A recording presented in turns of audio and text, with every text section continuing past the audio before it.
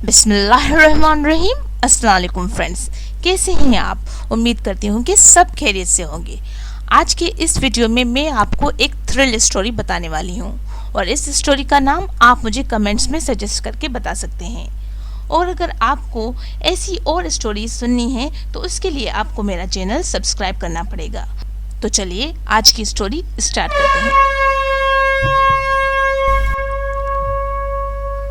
उस दिन शाकिर अपने कमरे में बैठा पढ़ रहा था। यकायक इसे वो पुरासुरा रोशनी एक बार फिर नजर आई। रात के तकरीबन 10 बज रहे थे और रोशन चांद बादलों में दौड़ता हुआ उनके घर के बिल्कुल ऊपर आ गया था।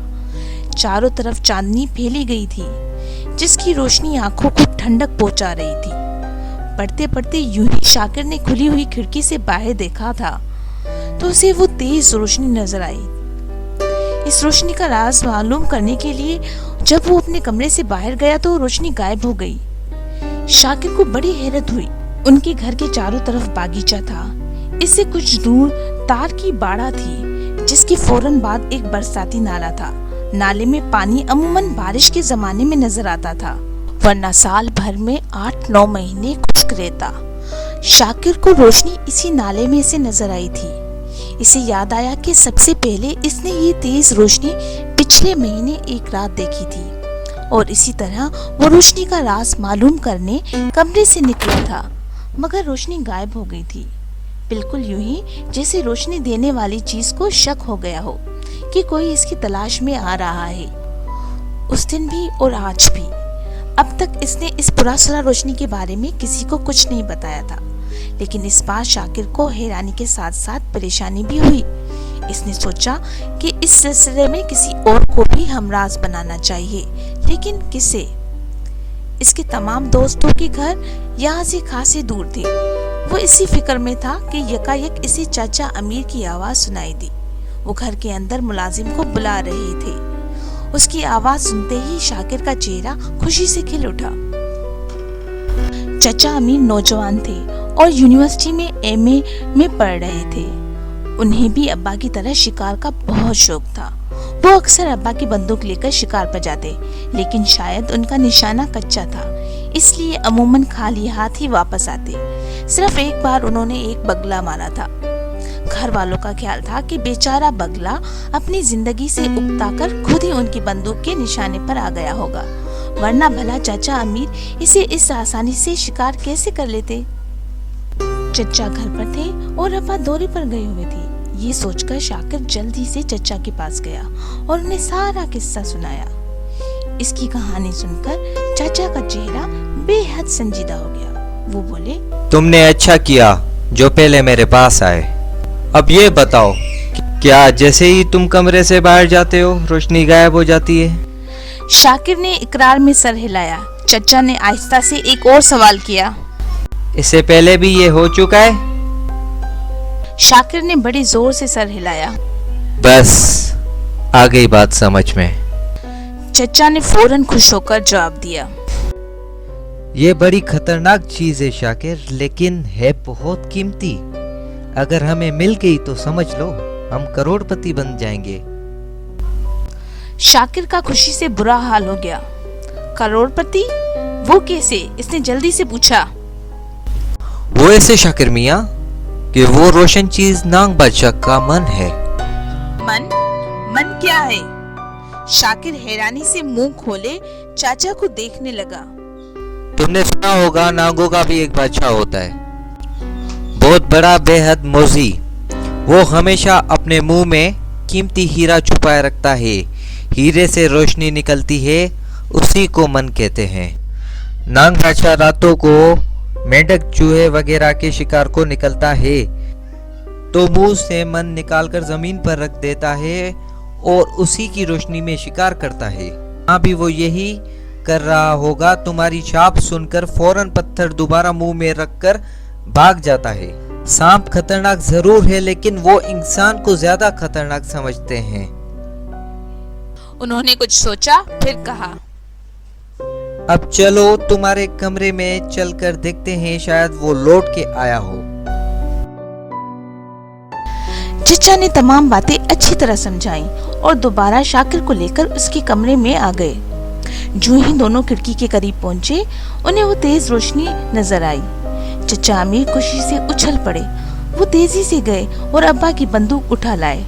बंदूक में उन्होंने कारतूस डाले और शाकिर से कहा, देखो शाकिर, दुश्मन बहुत चालाक है और साथ ही खतरनाक भी।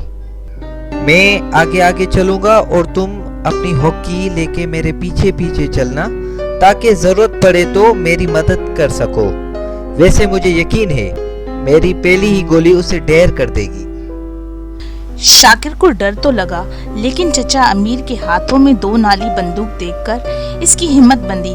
इसने हाकी ले ली। दोनों दबे पांव घर से निकले और नाले पर पहुंचे, लेकिन वहां पहुंचकर उन्होंने देखा कि रोशनी गायब हो गई है। चचा ने अंदाजे से इस जगह 2 गोलियां चला दी जहां उनका ख्याल था कि नांग होगा। फिर उन्होंने शाकिर से हाकी लेकर आसपास की झाड़ियों पर खूब हमले किए, लेकिन ना वहां नांग बादशाह की लाश मिली, न इसके मुंह का कीमती पत्थर यानी मन। बंदूक की आवाज रात की खामोशी में गूंजती हुई सारे इलाके में फैल गई। पड़ोस के लोग हाथों में डंडे और बंदूकें लिए निकल आए। सब के सब अब्बा के दोस्त थे। उनका ख्याल था कि शाकिर के घर पर डाकुओं ने हमला कर लिया है। चचा अमीर ने उन्हें असल किस्सा सुनाया। एक बुजुर्ग को हंसी आ गई। उन्होंने कहा, कैसी बच्चों जैसी बातें कर रहे हो अमीर मियाँ। शाम के मनोवन की बातें सब बकवास हैं। न दुनिया में ऐसा कोई पत्थर होता है, न कोई नांग उसे अपने मुंह में लिए फिरता है। लेकिन वो तेज रोशनी, चचा ने जल्दी से कहा, वो रोशनी हमने अपनी आंखों से देखी है। देखी होगी, मगर इसकी कोई और माकूल वजह होगी। बुजुर्ग किसी सोच में पड़ गए। फिर उन्होंने कहा, तुम कह रहे हो कि पिछले महीने भी शाकिर ने ये रोशनी देखी थी? शाकिर और चचा अमीर ने सर हिलाकर यकीन दिलाया। बुजुर्ग बोले, अच्छा, अब कमरे में चलकर रोशनी मुझे दिखाओ। शायद तुम्हारा नाग बादशाह दोबारा आ गया हो।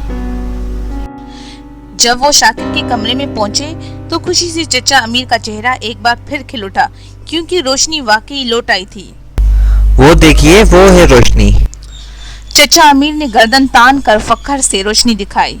बुजुर्ग भी पल भर के लिए चकरा गए।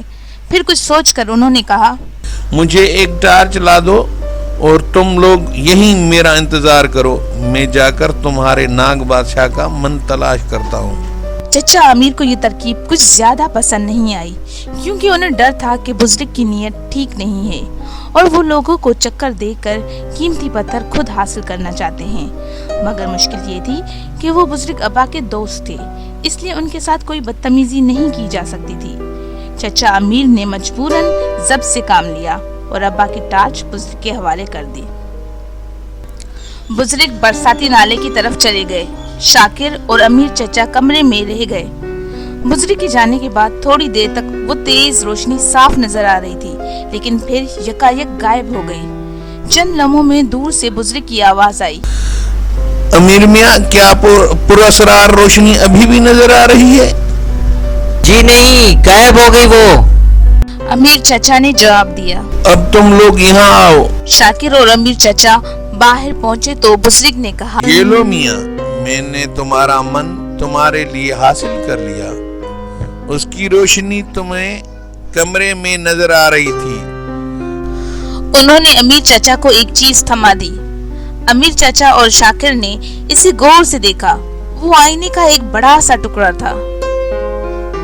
बुजुर्ग ने समझाया, होता ये था कि जब चांद तुम्हारे घर के ऊपर होता तो उसकी रोशनी एक खास जाविये से उसके आईने पर पड़ती। यही रोशनी तुम्हें कमरे में नजर आती थी। जब तुम कमरे से बाहर आ जाते थे तो गायब हो जाती थी। तुम समझते कि नाग बादशाह मुंह में मन ले लिए भाग गया। याद रखो, दुनिया में हर बात की कोई न कोई वजह होती है। किसी बात की वजह पर गौर किए बगैर पुरानी कहानियों पर यकीन कर लेना हिमाकत है, समझे?